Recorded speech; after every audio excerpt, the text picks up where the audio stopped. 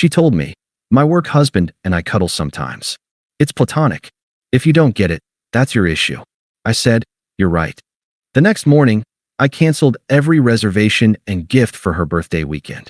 That night, she arrived with her friends and found out the table was canceled under reason no longer needed.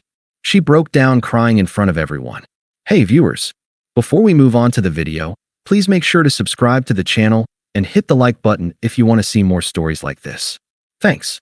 If you looked at my Google Calendar 2 weeks ago, you would have seen an entry titled Operation 30. It was my girlfriend Maya's 30th birthday weekend, and I had spent 3 months curating it with the precision of a military strike. I'm a project manager by trade, and I treat my relationships with the same level of dedication I give my career. I don't do half measures. Maya had been hinting for months that she wanted a princess treatment birthday, something that would look good on Instagram and feel expensive in real life. I delivered. The itinerary was locked. Friday night at the Vein, the hardest reservation to get in the city. I had to call in a favor with a client just to get a table for 6. Saturday was a full-day spa package for her and her best friend, Sarah, followed by a surprise overnight stay at a boutique hotel downtown. Sunday was brunch. Total cost?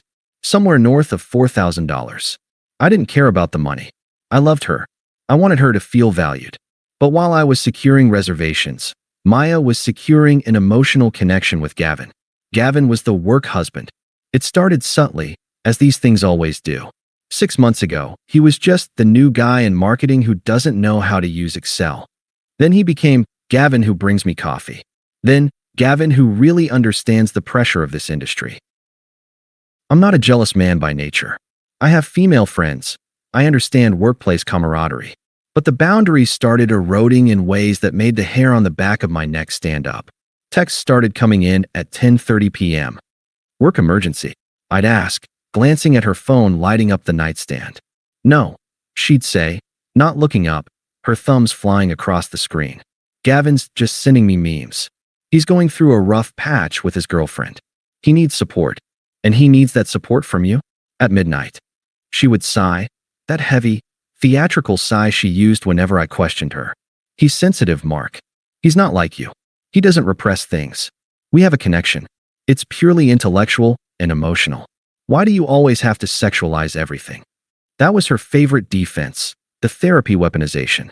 Maya consumed hours of TikTok therapy content and learned just enough terminology to twist every situation into a failing on my part.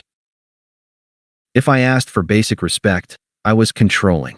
If I expressed discomfort with another man taking her to lunch 3 times a week, I was insecure and projecting my toxic masculinity onto her safe space. I tried to be the bigger man. I told myself I was the one she came home to. I was the one paying the mortgage. I was the one planning Operation 30. Gavin was just a phase, a needy coworker she felt sorry for. I was wrong. He wasn't a phase. He was a replacement waiting in the wings. The dynamic shifted 3 days before her birthday. I had just picked up her gift, a vintage necklace she'd circled in a catalog 6 months ago, when I came home to find her on the balcony. She was on the phone. Her voice dropped to that hush-hush whisper people use when they're sharing secrets. When the sliding door clicked shut behind me, she jumped. She hung up immediately. Who was that? I asked, putting the gift bag in the closet. Just Gavin, she said. She looked flushed. He's having a crisis. He seems to have a crisis every time I'm not in the room, I said. My patience was fraying. You wouldn't understand, she snapped, walking past me to the kitchen. You're so emotionally rigid. Gavin feels things deeply. He just needs to know someone is in his corner. I let it go. I didn't want to ruin the birthday week with a fight. I told myself to just get through the weekend, give her the perfect experience, and maybe then, once she felt celebrated and loved, we could have a real conversation about boundaries. I was an idiot. It happened on a Tuesday. I was in the kitchen making risotto. Maya was sitting at the island, sipping a glass of wine I'd poured for her, staring at her phone with a soft, private smile that I hadn't seen directed at me in months. How was work? I asked, stirring the rice. Intense, she said, not looking up. Gavin had a panic attack in the break room around 2. Is he okay? I asked, trying to feign sympathy. He is now, she said. She finally put the phone down and looked at me, her expression challenging. like she was daring me to react. I stayed with him. We went into the quiet room in the back office. I turned the lights off, and we just laid on the couch and cuddled for like an hour until his breathing regulated. I stopped stirring. The wooden spoon hovered over the pan. The kitchen suddenly felt very quiet. "I'm sorry," I said, my voice steady, though my heart rate had just spiked through the roof. "Did you say you cuddled him? On a couch? In the dark?" She rolled her eyes, taking a sip of wine. "Oh my God, here we go?" "Yes, Mark. We cuddled. It's called co-regulation. It's a somatic technique to help lower someone's cortisol levels. It was completely platonic." I turned the burner off. I turned around to face her. "Maya, you are a 30-year-old woman in a committed relationship. You spent an hour lying in the dark in the arms of another man at your workplace. You don't see an issue with that." "No, I don't," she shot back, her voice rising. "Because I'm an adult who understands that touch is a basic human need." Gavin was in distress. I provided comfort. It wasn't sexual. He didn't try anything, and neither did I. We just held each other. "And if I did that?" I asked quietly. "If I told you I spent my afternoon spooning the new intern because she was stressed out, you'd be okay with that?" She scoffed. "That's different. Men always make it sexual. With you, it would be predatory. With me and Gavin, it was spiritual. We have a soul connection, Mark. Honestly, I feel safer with him emotionally than I do with you half the time because he doesn't judge me." She stood up, walking around the island to stand in front of me. She looked at me with genuine pity, as if I were a primitive creature unable to grasp her evolved state of being. "My work husband and I cuddle sometimes," she said, enunciating every word. "It's platonic. It's harmless. If you don't get it, if you're too insecure to handle me providing emotional support to a friend, then that's your issue. It's something you need to fix in therapy. I'm not going to shrink myself or my capacity for love just to soothe your ego." I looked at her. I looked at the woman I had spent 3 years building a life with. I thought about the ring I had hidden in the safe deposit box, the one I was planning to propose with next year. I thought about the $4,000 currently pinning on my credit card for her birthday weekend. And then I felt it. It wasn't anger. It wasn't sadness. It was the sensation of a heavy weight simply vanishing. It was the click of a lock disengaging. I realized, in that exact moment, that she didn't respect me. She didn't even fear losing me. She was so confident in her control over me, so certain that I was this safe option who would pay the bills while Gavin provided the spark, that she felt comfortable telling me to my face that she was intimate with another man. She was waiting for me to beg. She was waiting for me to yell so she could call me abusive. She was waiting for me to apologize for being jealous. I took a breath. I picked up the wine bottle and topped off her glass. "You know what?" I said. My voice was calm. It was the voice I used when firing a contractor who had violated safety protocols. "You're right." She blinked. The smug lecture died on her lips. She looked confused. "I am." "Yeah," I said. "I've been looking at this all wrong. You're an autonomous person. If that's what you need to do to support your friend, who am I to police that? It was insecure of me to question your judgment." A slow, victorious smile spread across her face. She thought she had broken me. She thought she had trained me. "Thank you, Mark," she said, reaching out to touch my arm. "I knew you'd get there eventually. It really means a lot that you're doing the work to be better for me." "I am," I said, smiling back. "I'm really seeing things clearly now." "Good," she said, turning back to her phone. "Gavin will be so relieved. He was worried you'd freak out." "Tell him not to worry," I said, turning back to the stove. "I'm not freaking out at all." I wasn't. I was calculating. I served dinner. I asked about her day. I listened to her talk about how excited she was for Friday, how she had told all the girls that I was taking them to the vein, how she couldn't wait to see what I had planned for the rest of the weekend. "It's going to be unforgettable," I told her. When we went to bed that night, she turned her back to me, texting Gavin goodnight. I lay there in the dark, staring at the ceiling.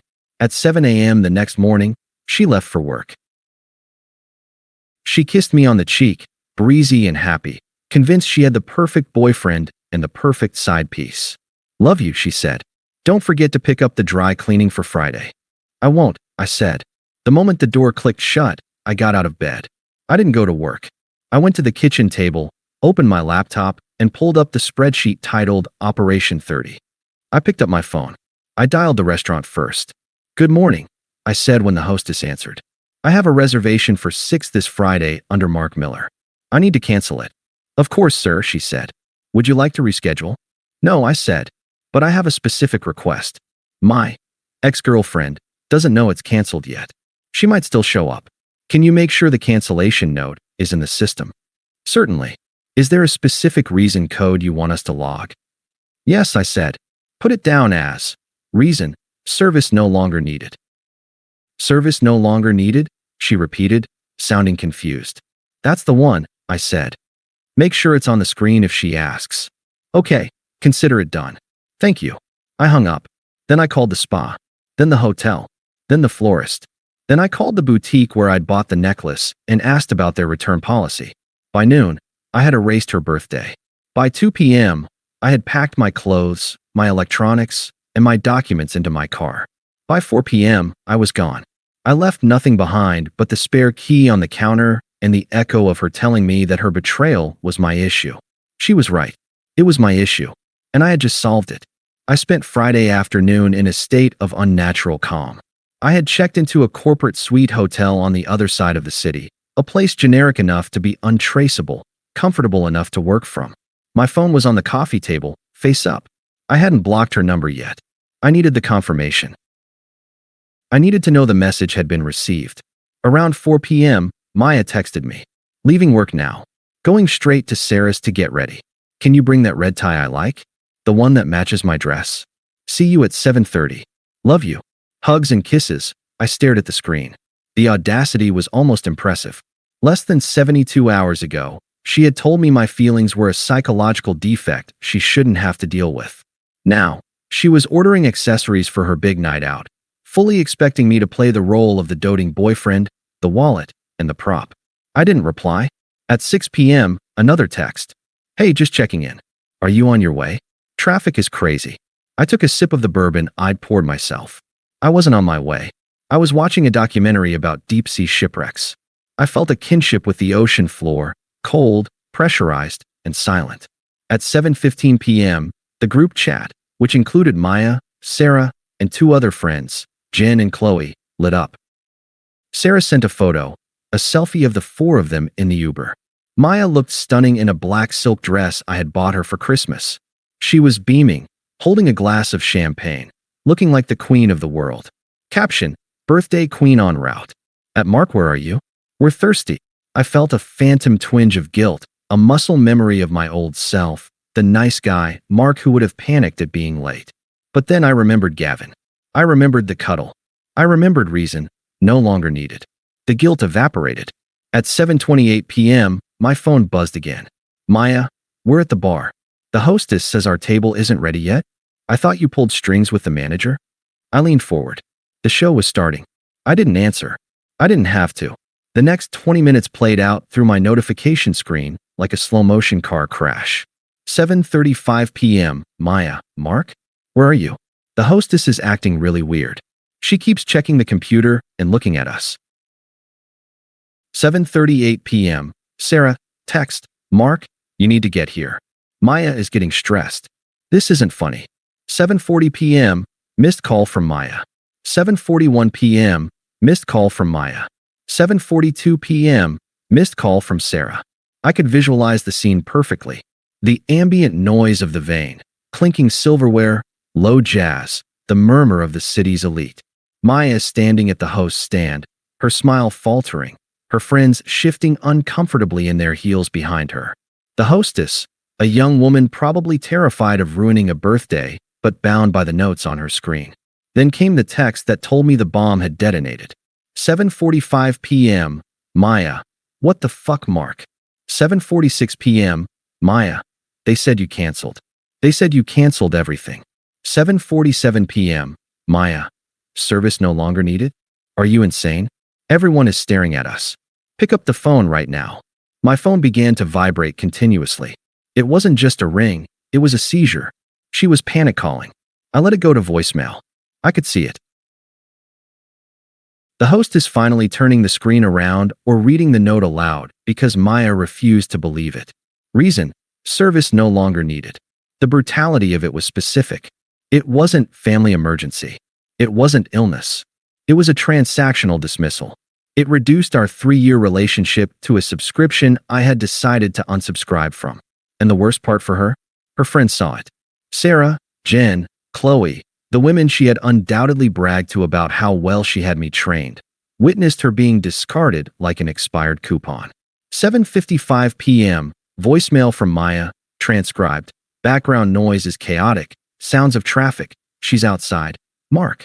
Sobbing. Mark, pick up. I don't understand. We're outside. They wouldn't seat us. They said the card on file was removed. Sarah had to pay for the drinks at the bar, and it was like $80, and it was so embarrassing. Where are you? Are you at the apartment? I'm coming home. We need to talk about this. You can't just do this to me on my birthday. She still didn't get it. She thought this was a fight. She thought this was a tantrum she could manage. 8:10 p.m. Sarah, text, Mark. That was incredibly cruel. Maya is hyperventilating. Whatever is going on, you don't do this to someone publicly. Be a man and answer your phone. I finally typed a response. Not to Maya. To Sarah. Me. Ask her about Gavin. Ask her about the break room. Then tell me who isn't being a man. I put the phone back down. 8:30 p.m. Maya. I'm at the apartment. Mark, where's your stuff? The realization phase. She had rushed home to confront me, probably ready to scream and cry and manipulate me back into submission. Instead, she walked into a ghost town. I had been efficient. My clothes were gone. My toiletries, my laptop, my gaming console, my documents. I had even taken the coffee maker I bought before we moved in. The apartment wasn't empty. Her stuff was everywhere, but I was erased. The space where I used to be was just air.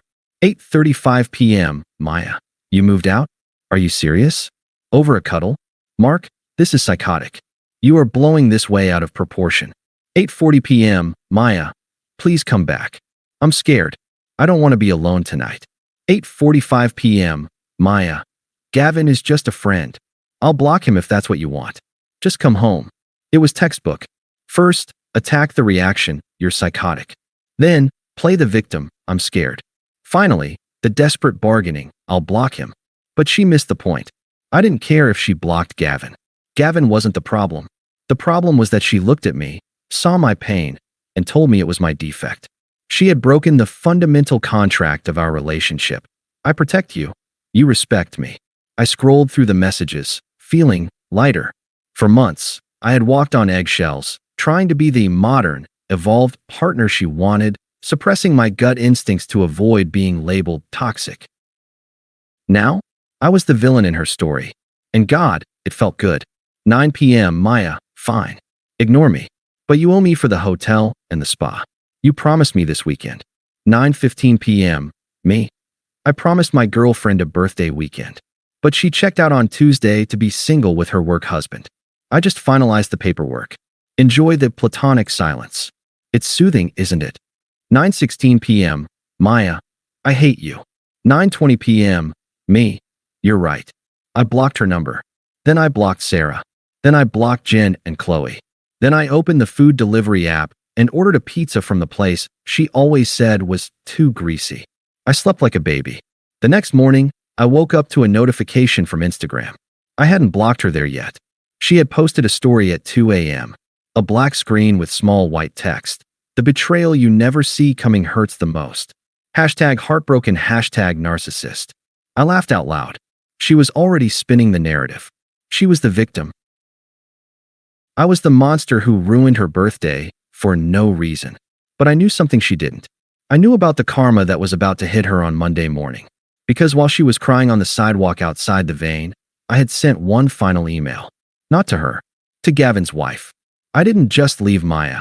I removed the structural integrity of her life. Monday morning arrived. While I was settling into a temporary workspace at a WeWork, sipping a coffee I actually enjoyed, Maya was walking into the office expecting sympathy. She probably thought she could lean on Gavin, cry about her psychotic ex-boyfriend, and get another one of those platonic cuddling sessions. She didn't know I had sent the email on Saturday night. I had found Gavin's wife, Jessica, on Facebook easily enough.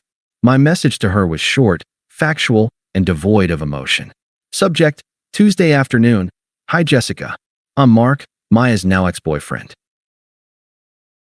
Maya told me that she and Gavin spent an hour cuddling in the dark in the break room last Tuesday for emotional regulation. She insisted this was normal and platonic. I disagreed, so I ended the relationship. I figured you deserve to know how your husband spends his afternoons, just in case you don't share their definition of platonic. Best, Mark. The fallout was nuclear. I learned the details later through a mutual friend, Dave, who still worked in their building. Apparently, Gavin didn't fight for Maya. He didn't leave his wife for his soulmate. He didn't stand tall and defend their spiritual connection. Gavin panicked. When Jessica confronted him, Gavin threw Maya directly under the bus. He claimed Maya was obsessed with him. He claimed she was the one cornering him, that he was uncomfortable but didn't know how to say no because of office politics. To save his marriage and his job, Gavin went to HR first. By the time Maya got to her desk on Monday, she wasn't greeted by a sympathetic work husband. She was greeted by a meeting invite from the Director of Human Resources. Gavin had filed a formal complaint against her for inappropriate workplace conduct and creating a hostile environment. She was placed on administrative leave pending an investigation. That afternoon, I received an email from Maya's work address since I had blocked her personal accounts. From Maya, corporate email, subject, "You ruined my life. Are you happy? Gavin isn't speaking to me. HR escorted me out of the building. Jessica called me a whore. You didn't just break up with me. You destroyed my reputation. I lost my boyfriend, my best friend, and probably my job in 48 hours. How could you be this vindictive? I thought you loved me." I didn't reply. I moved the email to the trash. The silence was my answer. I wasn't vindictive. I was a mirror. I simply let the light shine on the reality she had created. She wanted Gavin. She got the real Gavin, a coward who used her for an ego boost and discarded her the moment it became inconvenient. Over the next 2 months, the updates trickled in from the few friends I hadn't blocked. Maya was fired. Mutual separation, they called it. Her friends, the ones who saw they no longer needed screen, distanced themselves. It's hard to defend a woman who cheats on the guy paying for her birthday, then gets fired for harassment. She had to move out of our apartment because she couldn't afford the rent on her own. She was back with her parents in the suburbs, a 45-minute commute from the city she loved. I, on the other hand, was doing just fine. My bank account was recovering nicely without the princess weekends. I was sleeping 8 hours a night. I met someone new, Elena. She was a nurse. On our third date, she told me, "I value direct communication and loyalty." It felt like breathing fresh air after drowning for 3 years. 5 months later, I ran into her. It was inevitable. We lived in the same city, and despite her move to the suburbs, she still came downtown for interviews. I was at a coffee shop near my new apartment, waiting for a pour-over. I looked great. I'd lost 10 pounds of stress weight, got a better haircut, and was wearing a tailored coat I'd bought with the money I saved from the canceled birthday trip. "Mark," I turned. Maya looked tired. That's the only word for it. The main character energy she used to radiate was gone. Her hair was pulled back in a messy bun. Her blazer looked slightly too large, and she had the frantic, exhausted look of someone constantly trying to explain themselves. "Hello, Maya," I said. My voice was polite, professional, like I was greeting a former vendor I no longer did business with. She stood there, clutching her purse. She looked at my coat, my calm demeanor, the lack of anger in my eyes. "You look good," she said quietly. "I am good," I replied. "I'm doing really well." She let out a shaky breath. "I miss you, Mark. I know I messed up. I know I hurt you. But the punishment, it didn't fit the crime. I lost everything." "You didn't lose everything," I corrected her gently. "You lost the things you didn't appreciate." "Gavin was a mistake," she rushed on, her eyes filling with tears. "He was a predator. He used me. I see that now. I was looking for validation, and I looked in the wrong place. But we had 3 years, Mark. Doesn't that mean anything? Can't we just sit down and talk? I can fix this." People were starting to look. The old Mark would have been embarrassed. The old Mark would have taken her outside, offered her a tissue, and listened to her spin her web. The new Mark just checked his watch. "Maya," I said, "do you remember what you told me in the kitchen? You said if I didn't understand your needs, that was my issue." She flinched. I was angry. I didn't mean it. "You did mean it," I said. "And you were right. It was my issue. I had an issue with being disrespected. I had an issue with being a backup plan. I had an issue with funding a lifestyle for a woman who was emotionally intimate with someone else. I stepped closer, keeping my voice low and firm. So I fixed the issue. I removed myself from the equation. And looking at you now, looking at how chaotic your life became the moment I stopped holding it together for you, I realized I wasn't your partner. I was your logistics manager. And I resigned. Mark, please, she whispered, a tear rolling down her cheek. I'm sorry. I love you. I looked at her. I searched for any feeling, anger, love, pity. There was nothing. Just a dull recognition of a stranger. I don't think you know what that word means, I said. The barista called my name. Order for Mark. I turned away from her, walked to the counter, and grabbed my coffee. I didn't look back. As I pushed open the glass door and stepped out into the crisp autumn air, I could feel her eyes on my back, but I didn't care. I had a date with Elena tonight. We were cooking dinner. No reservations, no drama, no cancellations. Service was no longer needed. And for the first time in my life, I was finally completely free. Thanks for watching. Make sure to subscribe to the channel and hit the like button. What do you think about this story? Share it in the comments.